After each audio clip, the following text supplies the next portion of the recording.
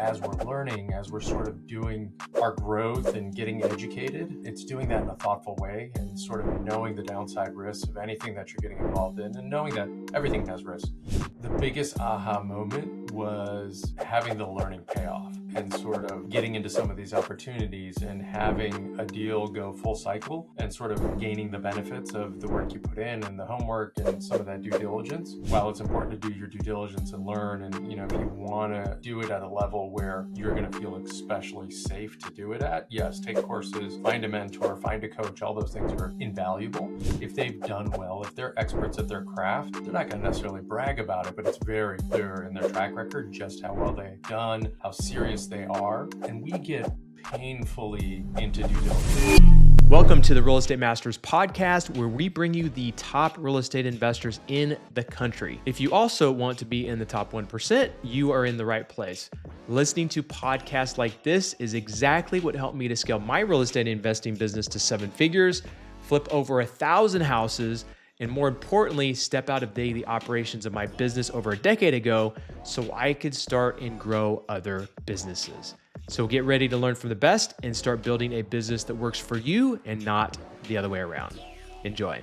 Chirag, thank you so much for taking the time. I know you're doing a ton of syndications in the space, but I am curious to kind of take a step backwards and kind of see how you got into real estate in the first place.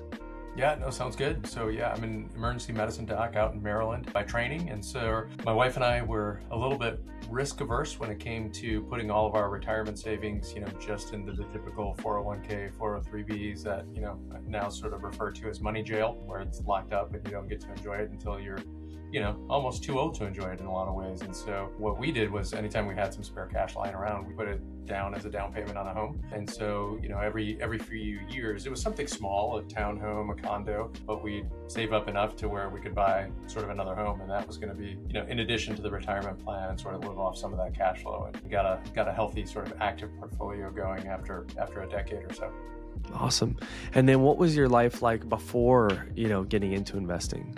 Yeah, so really, I went straight through. I didn't take time off for a lot of things, kind of did high school, college, went straight into medical school. Sort of gap years weren't, in vogue at the time. And so from med school, went straight into residency. And so became an attending, did my emergency medicine residency out in Baltimore, University of Maryland. And I've sort of stayed put ever since in one of their community hospitals. So not super exciting from that standpoint, but waited a really, really long time before I had, disposable income to speak of, because the training and the education is a little bit absurd and long. And so you sort of pay that back for a long time. Yeah, for sure.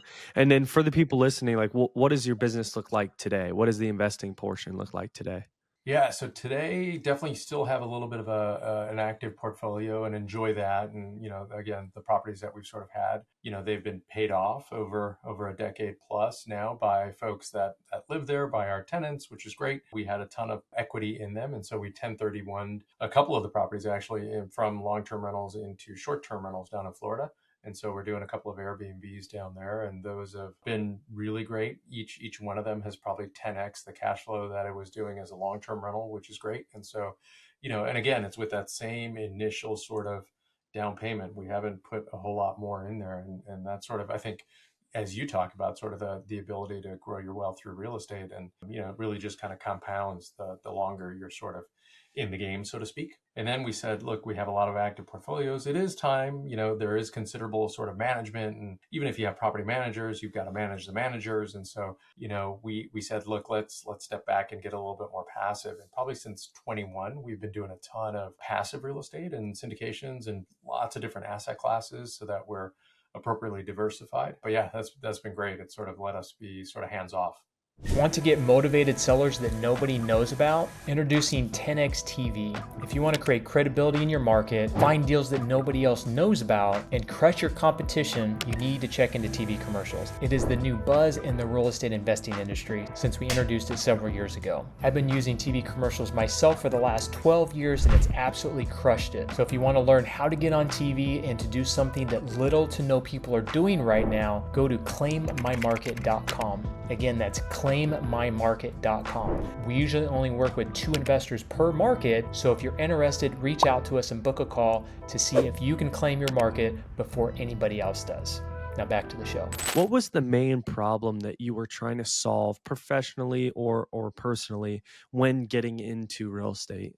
Yeah, I think, as most professionals, we get in sort of the habit of trading hours for dollars, right? And we're like, we've got this vacation. I'm just going to pull an extra shift, or I'll put in some extra hours. I'll grab some overtime, and, we'll be able to cover it. And so much of the time we're creating extra time or taking away extra time from ourselves so that we can sort of make that purchase or have that, nice dinner or whatever it was. And I sort of wanted to do that passively and have my money work for me as opposed to me work for my money, because hopefully folks are at a place where they've made some and they're able to have that sort of work for them. And so passively being able to do things, as long as you vet them appropriately, not saying it's a magic bullet or anything, but you got to put a little bit of work. But the amount of effort, the amount of work is very asymmetric to your returns, to where very little work can yield pretty amazing returns, comparable to active real estate. Yeah, yeah, for sure. Why do you think so many people overlook that piece and, not put extra cash into something like real estate? Yeah, I think a lot of times people hear stories, right? And they hear stories of, oh, yeah, I had a friend who invested in something and they lost it all. And it happens. 100% it happens. It's happened to me. And so I think it's, as we're learning, as we're sort of doing our growth and getting educated, it's doing that in a thoughtful way and sort of knowing the downside risks of anything that you're getting involved in, and knowing that everything has risk. Nothing's risk free. The stock market's not risk free. It changes dramatically day by day for those that follow it closely. And so, I think it's sort of anxiety, hearing stories, and maybe not wanting to learn as much as you could, or not having the time or the bandwidth to really dig into any one particular topic, and learn it sort of soup to nuts. What's been the biggest aha moment that you've had since getting into real estate? And what's been the biggest lesson since getting into real estate? I think the biggest aha moment was having the learning payoff, right? And Mm. sort of getting into some of these opportunities and having a deal go full cycle, and sort of gaining the benefits of the work you put in and the homework and some of that due diligence. I think that was, it's working, and that, it happens frequently. And my wife and I are, just to sort of set the stage, we're in 25 of these syndications as just investors, as limited partners. And so, you know, every month, every couple of months, there's checks coming in, and we're doing nothing for those checks, right? We're just sort of waiting patiently, which is great. So I think that's the aha moment of saying, hey, we really sort of didn't work for this money. It's kind of, our money's kind of working for us, which is great. And then I missed the second part of your question. I'm sorry. No, it's just the aha moment, and then like the biggest thing that you've come to realize, that you didn't really know before getting into real estate. Yeah, I think, honestly, I didn't have an appreciation initially for sort of the fact that my initial commitment would compound so quickly. Mm. And I didn't have to do a whole lot more. Yes, there's time involved, especially on the active side, but as far as capital goes, once you deploy that capital, it continues to grow, and it grows exponentially and far faster than it would in the typical market, if you would, or in the stock market, or, if you've got bonds or anything else, that the potential to grow that much quicker is there in real estate, and sort of different real estate asset classes. Yeah. What do you think the most common misconception is about what you do in real estate? Yeah, I think it's the fact that you need to know everything about it before you sort of, go in. I think, while it's important to do your due diligence and learn, and, if you want to do it at a level where you're going to feel especially safe to do it at, yes, take courses, find a mentor, find a coach. All those things are invaluable. But being a physician, I work with a lot of other physicians that love what they do. They do not want to take time away from their patients. They do not want to take time away from their practice because they love it. And they instead want to find somebody that they trust, that has done the work, that they know is doing the due diligence, and they just want to invest alongside those folks. And so that's another way to do it, is just to find folks that are doing it, look at their track record, make sure they're educated, they know what they're talking about, and do the same thing they are. Tiger 21 is sort of the, how they invest. It's the ultra wealthy, if you will, of the world. And you look at their asset classes that they're investing in, the full almost 25% is real estate investments, and so I think it's just copying what they're investing in, copying what others are doing, is a great way to go. Yeah, 100%. Well, one question I have for you, speaking of marketing, where are you finding most of your syndications right now?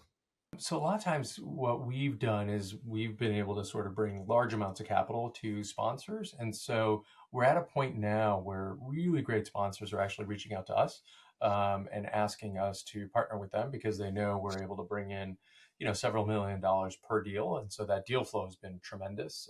I'm also a part of several different masterminds. And so we meet people through those communities.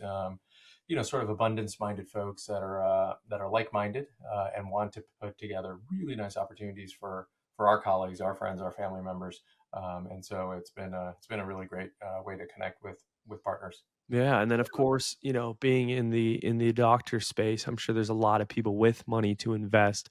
Where are you finding most of your investors? Where are you finding them? I think most of the time, honestly, it's just friends of family and colleagues.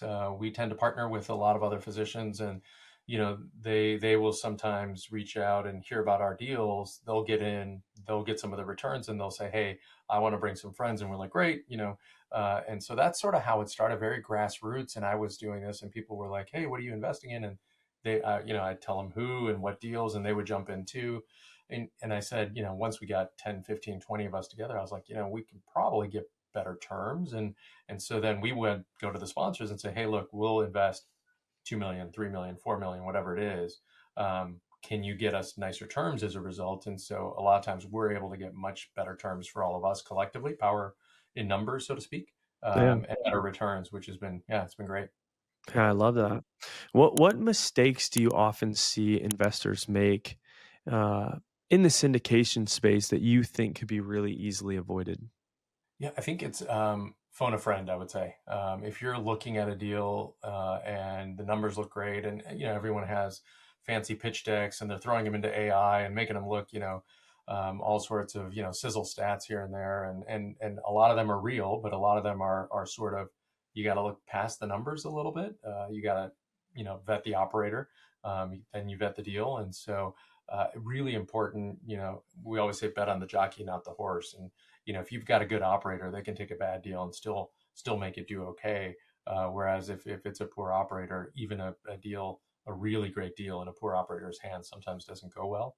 And so it's really important. We do our own due diligence. We set up our own sort of risk sensitivity tables and things like that, and always looking at downside. At the upside's great, but we want to make sure that we don't, we take into account sort of worst case scenario. And I think a lot of times people don't look at that. They sort of give it surface value interpretation and say, these numbers look great, goes along with my investment thesis, I'm going to go in. But I would say just have somebody else look at it and help you see the blind spots maybe that you're not seeing. Yeah, for sure. What do you think separates top operators from everyone else in your experience? Honestly, it's so much of it is track record. And, we always say past performance doesn't dictate future performance, but so much of it is track record. I think if they've done well, if they're experts at their craft, they're not going to necessarily brag about it, but it's very clear in their track record just how well they've done, how serious they are, and we get painfully into due diligence. The people we work with, they said we've never been asked this many questions. No investor ever, gets into this level of detail, but we're bringing in again anywhere from Florida. We brought in 23 million into one deal, and so sometimes these are large sums of money. We do criminal background checks on them, and the analysis is deep, and so I think it's really honing in on sort of the fact that they're willing to share. If there's any hint of not being transparent or not wanting to answer a particular question, that's a giant red flag for us and not somebody we would work with. Yeah, yeah. What's the biggest challenge you're seeing in real estate in general right now? I think it's investor sentiment, honestly. I think people are a little bit spooked.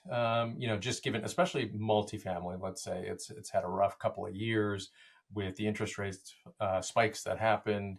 A lot of deals that penciled a few years ago no longer pencil, and people are getting rate caps and purchasing those, but a lot of deals are stressed and are distressed and are selling for much lower than what they should be selling for. And I think those investors are probably not going to do well overall, and so they're reluctant to maybe jump into something else. And as Warren Buffett famously says, be greedy when others are fearful. And so it really is a really great time for people to sort of get in the market and do that work. And so, but I think you've got to overcome some of that investor sentiment and just being fearful, to know that we're in sort of a trajectory where we're going to be seeing some really tremendous growth. Yeah. You mentioned AI earlier. How do you see technology, AI specifically, affecting the real estate market, and how do you think it's going to move and shape the next, 5 years? Yeah, I think it's great for a lot of reasons, and I think some of the expectations need to be tempered because we can't trust everything that it's sort of putting out there. But I think um, for in terms of from the investor side, looking at material and looking at some of these, you know, private placement memorandums, these PPMs can be hundreds of pages sometimes, and it's all in legalese. So I think to interpret that and put it into AI and say, hey, give me a list of 10 questions to ask. What are the red flags in this document? Same thing with pitch decks and things like that. I think for investors, it can digest that very quickly and give you very good, kind of fundamental questions to ask, especially if you're just learning. It's a great way to learn. And AI can obviously teach if there's anything that there's sort of, that's of question, putting that in is great. Underwriting is phenomenal. It's really good at doing market analysis and looking at areas and analyzing, sort of risk points to underwriting.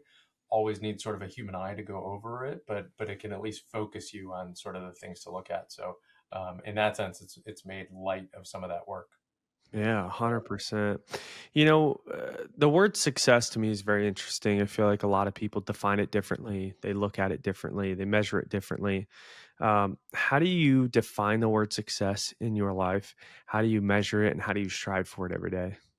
Yeah, I think I subscribe to a little bit of the 1% better every day, and sort of always motivating to do to sort of do the next thing. There's a quote that I really like, which is "Action delayed is greatness betrayed," right? And so I think so many people get stuck in sort of analysis paralysis, and they pause and they're like, next year I'm going to do this. Like, do it now, right? Why wait? Why are we waiting for next month? Why are we waiting for next quarter? If it can be done, do it. If you think it's going to increase your trajectory of what you're doing, there's no reason to pause. Just do it, honestly. And if you're going to fail, fail fast. Brush yourself off. Get up. You're going to learn from that tremendously, and you move on. But again, I strongly believe in phoning a friend and having a network of people around you, that are going to support you in all of your efforts. Yeah, it's funny. I was at a conference yeah, just a week ago, a real estate conference, best ever conference in Salt Lake City, and it was great. They've got booths and people to talk to, and there was a self-publishing booth. And they're like, "You ever want to write a book?" I was like, "Yeah, that could be neat." They're like, "Yeah, we'll get you set up. We'll have you. Yeah, you'll be a best-selling author in 18 months." I was like, "That sounds amazing. Sign me up." And so I don't know the first thing about writing a book, but I'm going to be writing a book, and again, it's one of those just do it's. It's something that I don't know that it defines success because I have a book. It's just success to me is always growing, always learning, being a perpetual student. And that fills my cup and brings me tremendous joy. I love that. I love that. Well, let's say you were going to start from scratch.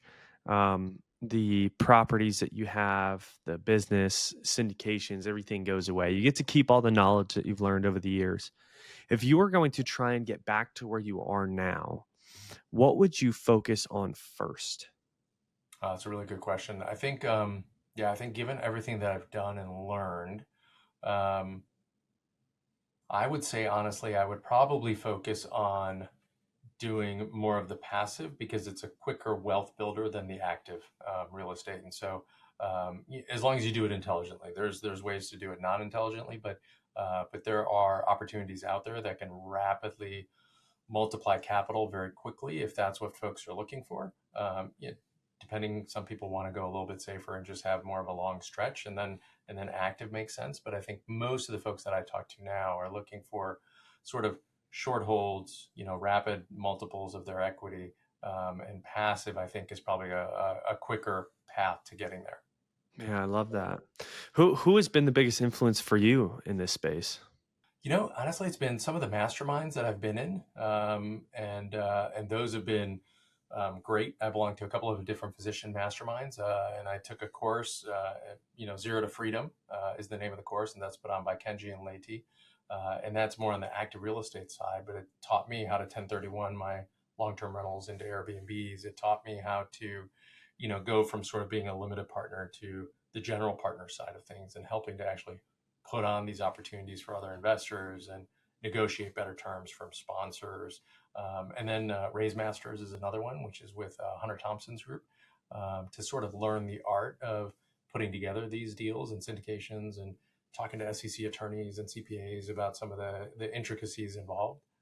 I would say probably those are probably what grew me the quickest and the fastest. Yeah. Awesome. Awesome. If someone is interested in syndications, maybe they have extra money laying around that they want to invest, or they're just interested in general, where can someone reach out to you? Where can they find you? If someone's interested in working with you, where can they go? Yeah, so my website is thesyndicationdoctor.com. And my email, if that's easier, is thesyndicationdoctor@gmail.com. Awesome. Awesome. I love it. Well, I really appreciate you coming on with us today, and being here and taking the time. Any final advice for any investor, or, just person in general that's looking to grow their wealth? Yeah, I think, honestly, I think there's so many folks out there trying to do similar things. I would say just find somebody who has your best interest at heart, and wants to help you grow, and they'll point you in directions of books and conferences and mentors, and people that are going to help you grow. Because definitely don't do it on your own. Don't try to learn by yourself. There's a whole army of folks out there that'll help you. So, but congratulations on starting that journey. Awesome. Awesome. I love it. Thank you so much again for taking the time, and we'll see you next time, guys. Thanks for having me. Yes, Appreciate it. sir.